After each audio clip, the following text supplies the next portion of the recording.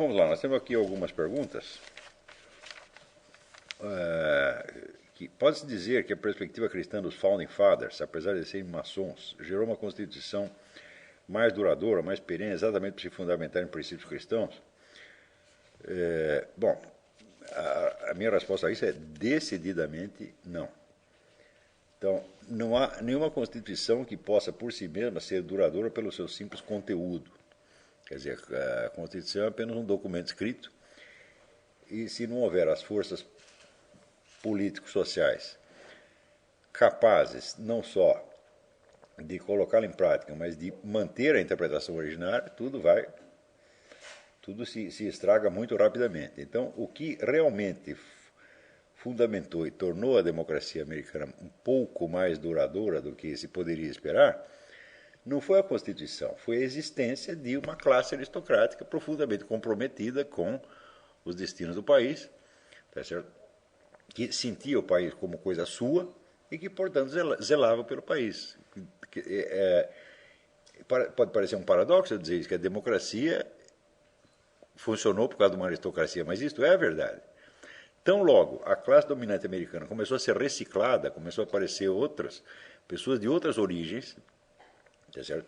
Já não comprometidas com a história americana, como você vê, por exemplo, os Rockefellers, quando aparecem os Rockefellers, eles já sobem na vida por meios completamente diferentes desde o início. A história do John D. Rockefeller, a história do verdadeiro criminoso, quer dizer, o sujeito que ele sufocou uma greve na base do banho de sangue, e daí se tornou uma espécie de inimigo público número 1, e para melhorar a sua imagem contratou um grande publicitário, que aliás era genro do Dr. Freud, e daí levou 20 anos para ele melhorar a imagem dele, tá? Mas todo mundo sabe quem é o sujeito, né? Então, quando aparece fulano como este, como Morgan, como George Soros, ela fala, bom, então a classe dominante mudou, e não adianta você ter a mesma Constituição escrita. Quer dizer, é a força efetiva da ação humana o que mantém as coisas funcionando. E a ação humana, ela evidentemente é determinada pelos valores que estão em jogo. Quer dizer, os valores que orientavam a conduta dos Founding Fathers não são os valores que orientam a conduta de Rockefeller, George Soros, etc., etc. E é exatamente por causa disso que a coisa está mudando. Se você pegar por exemplo, a própria elite intelectual americana, vamos dizer, a transfusão que você teve de intelectuais europeus, né, que fugiam da guerra, foi um fator determinante na mudança do curso das coisas aqui.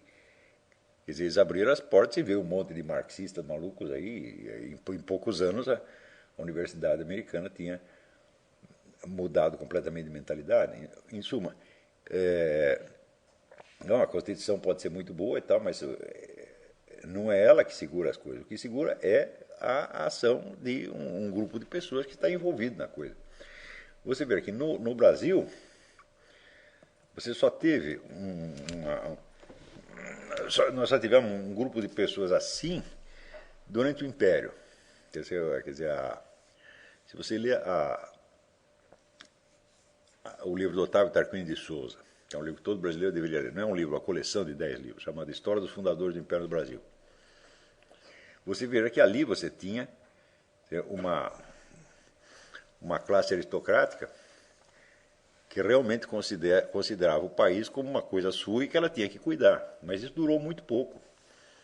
Quer dizer, quando chega na República, já sobe um monte de revistas de cara que você não sabe de onde veio, Floriano Peixoto, tá certo?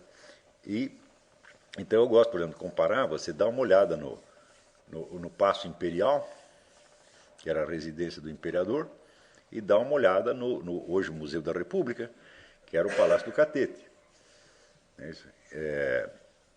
Então o imperador morava numa casa, parecia uma casa de fazenda, um lugar modesto. Então, fizeram a República, já tiveram que construir um palácio. Mas imediatamente, no dia seguinte. Quer dizer, por que precisavam disso? Eram pessoas que já não tinham, vamos dizer, a mesma mentalidade de serviço ao país. Quer dizer, a aristocracia fundadora, ela de fato considera o país coisa sua. Quer dizer, ela já tem a propriedade do país, então ela tem que cuidar. Quando você não tem mais essas pessoas, quando o país não pertence mais a ninguém, então naturalmente entra em leilão, porra. Então daí começa a usar revistas, começa cada um a pegar um pedaço. Então, o que sustenta uma ordem legal é a existência de uma classe aristocrática comprometida. Então, a democracia depende da aristocracia. Se acabou aquela aristocracia, então começa a formar uma oligarquia, que é um negócio completamente diferente. E quando você observa o que aconteceu nos Estados Unidos nos últimos 20 anos, 20 anos atrás, os Estados Unidos eram o maior credor do universo. Hoje são o maior devedor. Tinha a maior indústria do mundo. Agora, quinto, sexto lugar. Tá certo? Então, e ao mesmo tempo você vê que o dinheiro americano está fundamentando o crescimento de países que são virtualmente inimigos. Então, como é que você vai identificar o interesse dessa classe dominante com o interesse do país, quando é obviamente o contrário? Então, eles começam com a demolição da economia. Você vê, no século XIX, a Inglaterra teve a ideia de fazer a economia global. O que aconteceu? Caiu a Inglaterra, subiu os Estados Unidos. No século seguinte, o mesmo país que foi beneficiado pelo fracasso da economia global britânica não aprendeu nada com a lição e ele quer fazer a economia global. Então, abre os mercados, né? Todo mundo, livre mercado, fala, bom, muito bem, então agora acabou a indústria americana, só tem a indústria chinesa. Tá certo? Tem um desemprego monstro, um endividamento trilionário, né? Mas a elite econômica não está perdendo nada com isso, está ganhando. Só que agora ela ganha contra o país.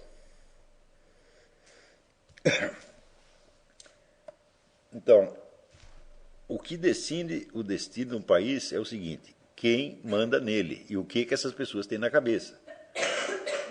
Não deveria ser preciso dizer isso, né? Porque é uma coisa bastante óbvia.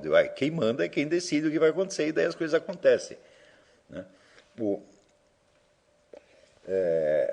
As leis, as instituições, etc., podem ser de caráter democrático, aristocrático, como você quiser, mas o que interessa é realmente quem é a classe dominante. Então, se você pensar bem, quem é a classe dominante no Brasil hoje?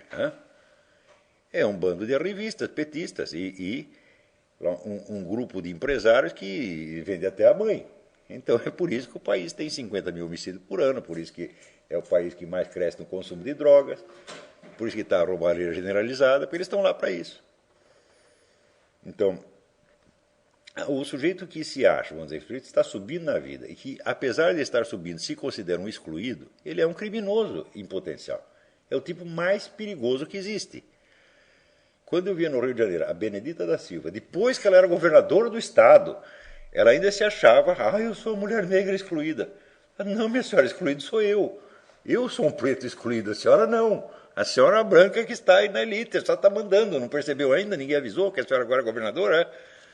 Então, se a pessoa ainda se sente excluída, ela sente que ela não tem, vamos dizer, a participação que ela merece. Então, ela tem que pegar mais e mais e mais e mais e mais. E quanto mais roubar, né, mais vai se sentir excluído e prejudicado. Então, você vê, o único lugar, o único grupo social brasileiro onde você vê pessoas identificadas com a nação são, de fato, as Forças Armadas. Então, se você estudar a vida dos presidentes militares, com todos os erros que eles possam ter feito, nenhum deles ganhou um tostão. Nenhum saiu rico. E não acrescentou nada ao patrimônio. Você pega o patrimônio antes e depois, ou ficou o mesmo ou diminuiu.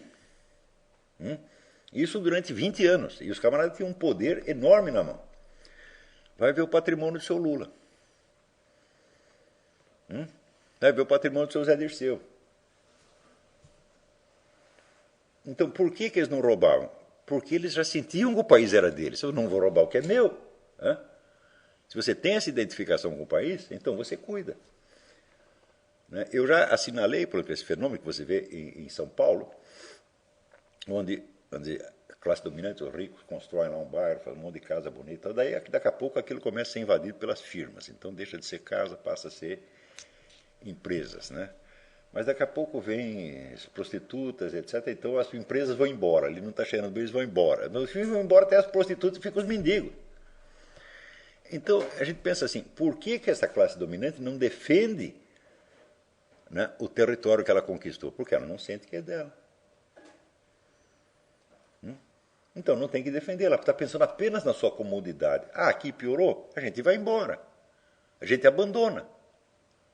E se a classe dominante abandona, quem vai defender o negócio? O povo não tem condição de se organizar para defender. Entendeu? Então, esse fenômeno geográfico brasileiro, quer dizer, a fuga da burguesia, né, cada vez para mais longe, mostra que essa, vamos dizer, é uma classe dominante absolutamente irresponsável. Então, e as novas camadas que estão se tornando dominantes são mais irresponsáveis ainda. Quer dizer, um fenômeno como esse do mensalão, falou, bom, mas era absolutamente inevitável. Né? A hora que os milicos desistiram, abriram as portas, chamaram de volta toda aquela gente, falou, meu Deus do céu, eles passaram apertado durante 20 anos, uns estavam na cadeia, outros estavam no exílio, sem dinheiro. Você acha que eles vão se contentar com pouco? Quer dizer, nunca podia ter entregado o poder a essa gente, mas nunca. Agora, os milicos ficaram lá 20 anos, não trataram de formar uma classe política. Aliás, não fizeram política nenhuma, eles só faziam administração. Não? Quer dizer, fizeram um golpe militar para impedir que os comunistas fizessem no Brasil o que fizessem em Cuba. Mas não fizeram uma campanha anticomunista por um único minuto. Quer dizer, não educaram a população contra o comunismo. Então, na hora que acabou a ditadura, volta o comunismo, todo o país recebe aquilo de braços abertos. E no Brasil você já tem uma tradição de que esse pessoal comunista é também ladrão. A esquerda é um bando de ladrões desde o tempo de Getúlio Vargas. Então, quem não sabia que isso ia acontecer? Todo mundo sabia. Mas fizeram vista grossa. Por quê? Porque esse negócio não tem dono. Então, a existência da classe aristocrática, capaz de se sacrificar pelo país, e que não precisa roubar o país, porque ela sente que o país já é dela, né? É isso que garante.